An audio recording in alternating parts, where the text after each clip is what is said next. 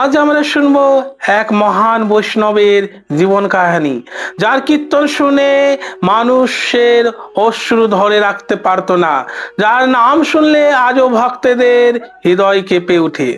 তিনি হলেন গৌড়ীয় বৈষ্ণব জগতের মহামহিম আচার্য শিল নরোত্তম দাস ঠাকুর। এই ভিডিওতে আমরা জানবো কিভাবে তিনি জন্ম থেকে ছিলেন অলৌকিক, কিভাবে তিনি সবকিছু ত্যাগ করে মহাপ্রভুর প্রেম ভক্তি প্রচারে নিজেকে সমর্পণ করেছিলেন, এবং কেন তিনি এই আজও কীর্তনের মাধ্যমে কোটি কোটি ভক্তদের হৃদয়ে অবস্থান করছেন। শ্রী চৈতন্য মহাপ্রভু একদিন পদ্মা নদীর তীরে এসে দাঁড়িয়ে কাঁদছিলেন। তিনি বলছিলেন, ভবিষ্যতে এখানে এক মহান ভক্ত জন্ম নেবে। আমি আমার এই প্রেম ভক্তি পদ্মা নদীতে রেখে যাচ্ছি। সে প্রেম একদিন গ্রহণ করতে আসবে, আর সেই আসবে। নরোত্তম দাস ঠাকুর পদ্মাকে বললেন। বর্তমান বাংলাদেশের রাজশাহী অঞ্চলে খেতুরই গ্রামে এক রাজ পরিবারে জন্মগ্রহণ করেন নরোত্তম দাস ঠাকুর। তার পিতা ছিলেন কৃষ্ণানন্দ দত্ত। ছোটবেলা থেকে নরোত্তম ছিলেন অত্যন্ত শান্ত, ভক্তিপ্রবণ এবং কৃষ্ণ নামে আসক্ত। খেলাধুলা ও রাজকীয় ভোগ বিলাসে তার কোনো আগ্রহী ছিল না। তিনি একা একা বসে কৃষ্ণ নাম করতেন। তার চোখ প্রায় অশ্রু দেখা যেত। সবাই বুঝতে পেরেছিলেন এ এক সাধারণ কেউ নয়, অসাধারণ। একদিন নরোত্তমকে স্বপ্ন দেখিয়েছিলেন শ্রী চৈতন্য মহাপ্রভু। তাকে বলেছিলেন, পদ্মা নদীতে যাও স্নান করতে, সেখানে তুমি কৃপা আশীর্বাদ লাভ করতে পারবে। পরের দিন ভোর রাতে পদ্মা নদীতে গেলেন। তিনি নদীতে ডুব দিতেই হঠাৎ করে তার শরীর কাঁপতে শুরু করলো, আর চোখ দিয়ে অঝরে অশ্রু নয়নে জল বেড়াতে লাগলো।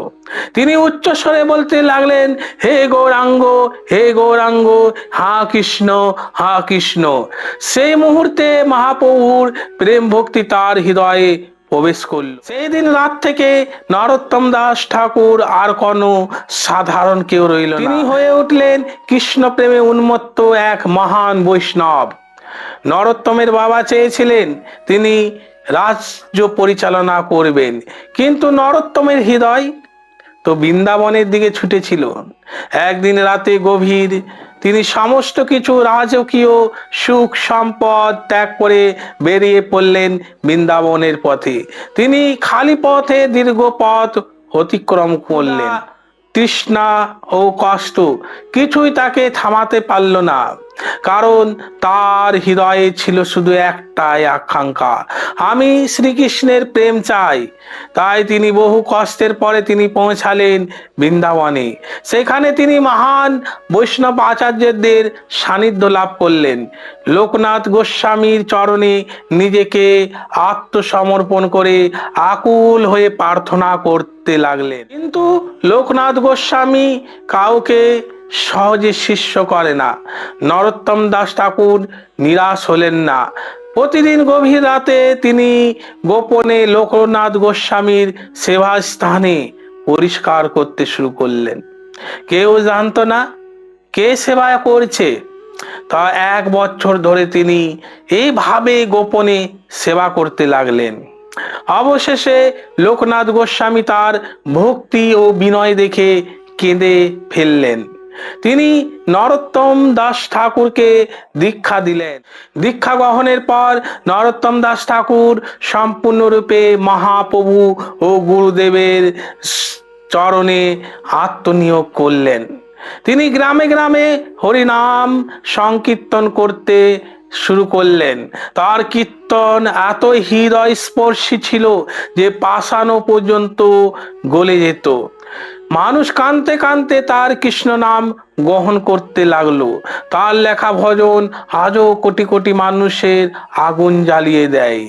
যেমন গৌরাঙ্গ বলিতে হবে পুলক শরীর, হরি হরি বলিতে নয়নে বিনীর।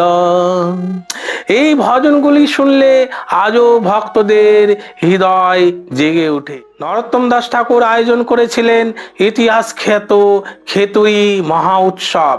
এখানে সবাই একত্রিত হয়েছিলেন গৌড়ীয় বৈষ্ণব জগতের মহান মহান ভক্ত আচার্যরা। সেই মহা উৎসবে হরিনাম সংকীর্তন হয়েছিল, যে সবাই কৃষ্ণ প্রেমে কাঁদতে শুরু করলেন। অনেকে বলেছিলেন মনে হচ্ছে স্বয়ং মহাপ্রভু সেখানে উপস্থিত আছেন। নরোত্তম দাস ঠাকুর শুধুমাত্র একজন আচার্য ছিলেন না, তিনি অসাধারণ প্রচারক এবং কোটি কোটি মানুষের হৃদয়ে কৃষ্ণ প্রেম জাগিয়ে তোলা এক দিব্য আত্মা। তিনি মানুষের জাতি ধর্ম সম্পদ দেখেননি, তিনি শুধু শিখিয়েছিলেন হরিনামে একমাত্র কলিযুগের আশ্রয়। জীবনের শেষ সময়েও নরোত্তম দাস ঠাকুর নিরন্তর কৃষ্ণ নাম করতেন। নরোত্তম দাস ঠাকুর আমাদের শেখায় সত্যিকারী ভক্তি মানে সম্পূর্ণরূপে ভগবানের চরণে নিজেকে আত্মসমর্পণ করা। আজ আমরা যদি আন্তরিকভাবে হরিনাম গ্রহণ করি, তাহলে আমাদের জীবনেও বদলে যেতে পারে।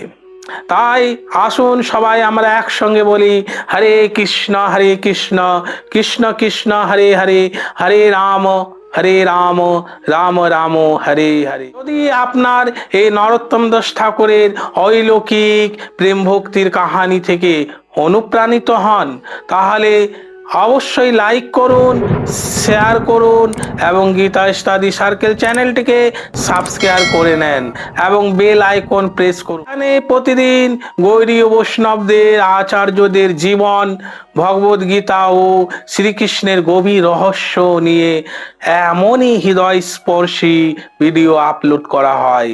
হরে কৃষ্ণ।